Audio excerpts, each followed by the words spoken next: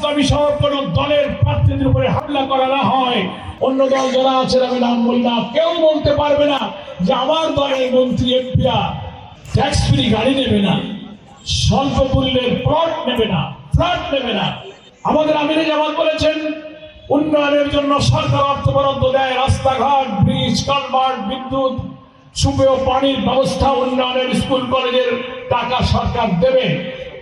আমাদের এমপি মন্ত্রীরা যা পাবে সরকারি অর্থ সেই এলাকার উন্নয়নের কাজ করবে, কাজ শেষে জনগণের কাছে হিসাব দেবে, এই কাজে আমি এত টাকা পেয়েছি, এত খরচ করেছি।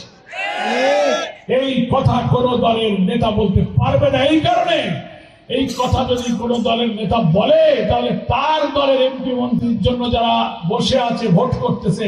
এক্সট্রিম মশার কয়েল প্ল্যান্ট ফাইবার দিয়ে তৈরি, তাই সহজে ভাঙে না, সুগন্ধিযুক্ত ও নিরবিচ্ছিন্নভাবে জ্বলে। ডেঙ্গু, চিকুনগুনিয়া বাহি সহ যে কোনো মশার বিরুদ্ধে দেয় এক্সট্রিম সুরক্ষা।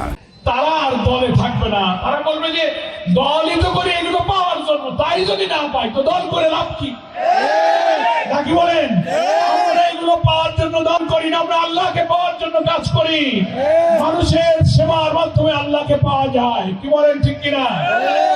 সম্মানিত বাঞ্ছারামপুরবাসী, আপনাদের কাছে আমি বাংলাদেশ জামাত ইসলামী মনোনীত বরিষ্ঠ তরুণ কর্মবীর উদীয়মান জননেতা মোহাম্মদ মহসিনকে রেখে গেলাম।